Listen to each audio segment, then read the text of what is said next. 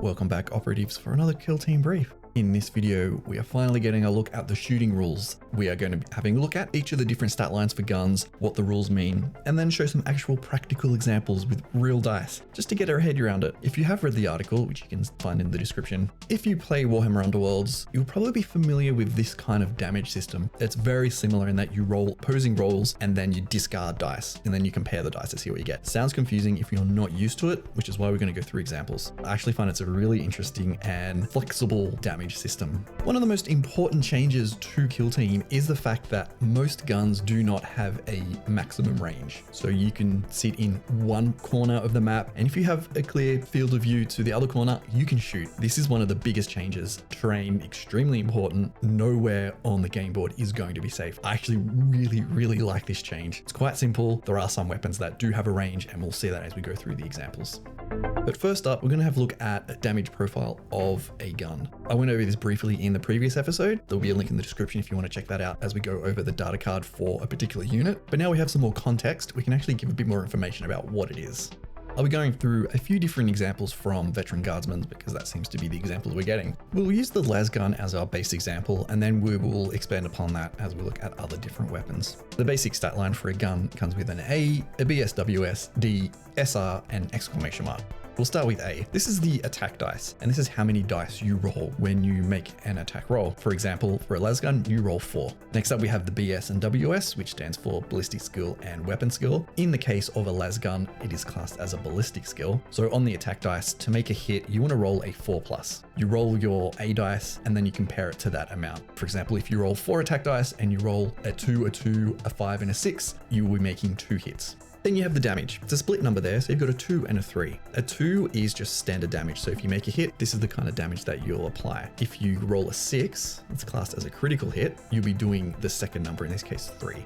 SR stands for special rules, and these are always in effect. So the SR for a flamer is a range pentagon and a torrent circle. It's going to take a while to get used to using this terminology, but it does make sense. A range pentagon is essentially 6 inches. It is the long plastic measuring tool. And as I mentioned, while most weapons do not have a range, a flamer does, which makes sense. It's a really potent, powerful weapon. As you can see, it has an attack 5 and a BS of 2+, which is amazing. I've been doing dice rolls on this just to practice, and it just does so much damage every single time. And then a torrent circle means you can attack everyone within that range. So within 1 inch, you can hit anyone of the initial target. So you target someone, could be a group comped up, you'll hit everyone within 1 inch of that target. I think that's extremely powerful. Finally, we get the exclamation mark, which stands for critical hit rules. So when you do a critical hit, this rule applies to that hit. So if you roll 1 critical hit, in the example of a long lass, you will be applying an MW3. And in the case of an MW3, you will apply 3 damage before they make saves, which is extremely powerful. Again, I've been rolling on long lass rolls just to see what it's like. It is powerful. So now we know what the stat line of a weapon is. How do we actually do this in real world application? We'll talk about it first, and then we'll show some examples. As already stated, with the A, which is attack, you roll that dice. For example, a long lass is 4. You roll those dice, and then you compare it against what the BSWS is for that weapon. And then you discard things that don't make that. So for example, Lasgun, you disregard anything that's less than 4+. So 1, 2, 3, you would discard. Then you consider the critical hits, if it's a 6, and then apply any of the critical hit rules. For example, with the long lass, you get an MW3 to apply 3 wounds automatically without any saves. Then the opponent rolls their defense. So you may recall from their stat card, if you don't know about the stat cards, check out the video in the description. You'll have a stat called D, and you roll that many dice. In terms of a trooper veteran, which is the example we'll be using, they have a DF of 3, so you'd be rolling 3 dice. And then similar to how you roll damage from the attacker, the opponent will then discard any dice that don't meet their save value. In this case, a trooper veteran has a 5+, so if you don't roll anything of a 5+, you disregard those. Finally, you compare the dice that's left over. For any attacking dice that is a critical hit, which is a 6, they can be discarded on a critical save, which is a 6 from the opponent, or 2 standard saves. So you match up the dice there, and the remainder is the wounds that are allocated based on the D value of the weapon. So for some real life examples, we're going to be going through each of the weapons here. For the most part, we're going to go the Lasgun, the Flamer, and the Long Las, and we're going to pretend that we are attacking a trooper veteran because that's pretty much the only full stats that we have at the moment. So with the Lasgun, we have an attack 4. So we've got 4 dice here. It'll be hitting on a 4+. So that's what we will roll straight up. Everything completely misses. which is not happened in any roll I've done so far. So let's roll that again. That's a bit better. So we got 2 hits here. 2 hits out of 4, which isn't great. Normally you're going to get a critical hit.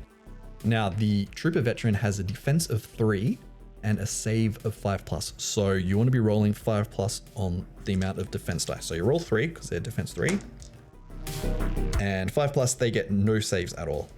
Because they're weak troopers, they have like shoulder armor, that's it. So 2 wounds go through. So these are standard hits, so 2 each, so 2, 4 damage. Let's see if we can get something a little bit more interesting this time with some critical hits. That's more like it. So only 2 hits go through because this is a 4+ weapon to hit. So the 3 and the 2, they get discarded, but we do have a critical hit, which is awesome. So now the Trooper Veteran comes in and rolls up their defense of 3, and then we get a 5+. So we actually do some really interesting here. We get a critical save. So automatically we can apply that to the critical hit. If you recall, a critical hit can be saved with 1 critical save or 2 standard saves. So if you rolled like that, you can negate that critical hit. But we didn't roll that, we did that. So the critical hit gets discarded because we have a critical save. And also the standard hit gets discarded with a standard save. So no damage. Let's move on to the Flamer. So a Flamer itself has an attack of 5. So we've got 5 dice there. A BSWS of 2+, simply because this is a spread weapon. You shoot it and it'll hit whatever's in the way. It's not specifically targeted. Has damage of a 2/2, and also has special rules. So it's a range red pentagon, which is the long measuring tool, essentially 6 inches, and then a torrent circle. With this weapon, you target someone, target an opponent, and then any other opponent within circle of this, which is 1 inch, will be hit as well. So in this example, we'll treat that we're targeting 1 veteran trooper, but then there's 2 veteran troopers standing beside him within torrent range. So we'll roll up the dice. And we got a critical hit, a 5, and a 4, and a 3. Disregard the 1 because we need 2+ to hit. Now, with the Trooper Veteran, again, they have a defense 3 with a save of 5+, so this is what we need to roll.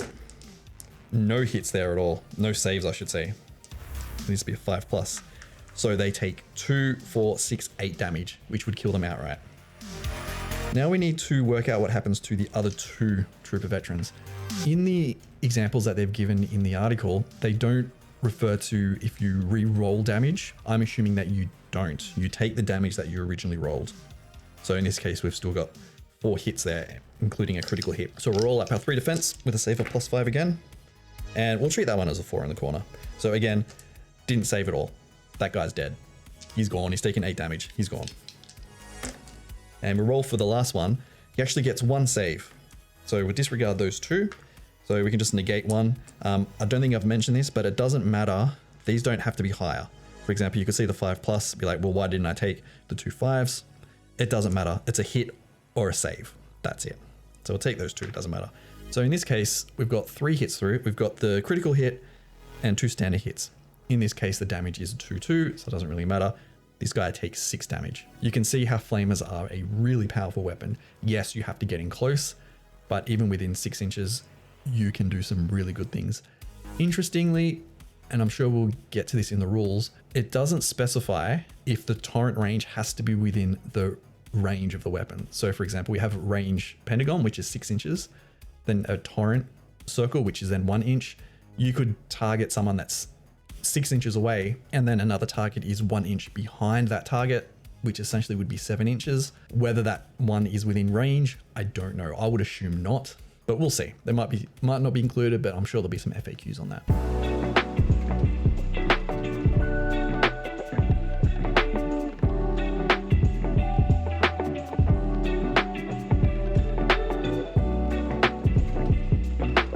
Finally, let's do the long last, because this has the critical hit rule, which is a special rule that happens when you roll a critical hit and is applied before you do a save. Extremely powerful. I've been rolling on the long last a lot just to practice the rules for the video, and it's beautiful, so powerful. So we're going to be targeting a veteran trooper again. Roll 4 because it's an A4 for a long last. No critical hit, so we ignore the MW3 critical hit rule. But we do get 3 hits here, which is nice. And we'll try and roll some critical hits up in a second. So we get the Trooper Veteran Defense, 1 save, because it's a 5+, doesn't matter. So they're going to take 6 damage. So they're down to 1 wound. All right, so let's see if we can get some critical hits. There we go. Okay, critical hits. And we've rolled everything's got damage. So the damage is 3/3, so it doesn't matter. But the critical hit special rule, mortal wounds 3. 3 wounds are already applied to the target. Straight up, they don't get to save those. There are special rules where you can ignore mortal wounds and things like that, but we won't go for that now. So now we roll for the saves. So 3 defense and 5 up saves. So we get 2 here, 2 saves. So what we can do, we can negate the critical here. This does not negate the mortal wounds that have already gone through. You can get 2 critical hits here. So, but they get negated. We got a 5, so we'll just negate the other hit. We get 2 hits, so still 6 goes through, so 3 and a 3. This guy's still dead because Trooper Veterans have 7 wounds and this guy is long dead.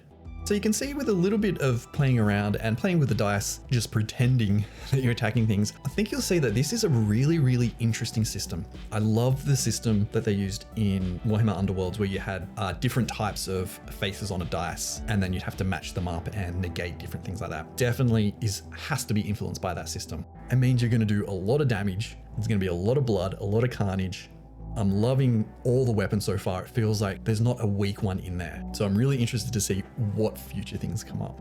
So if you are new to this channel, I know a lot of people have come in because of the Kill Team series. Hit the like button. Let me know if you're new. Or also hit that subscribe button and make sure you got the bell notification ticked because you'll get new videos in your inbox straight away. And I'm trying to do as many videos as I can on Kill Team. Every time there's a new article, I'm going to try and do some in-depth look at it. So I'm out of here. Thanks for watching and I will see you next time I produce.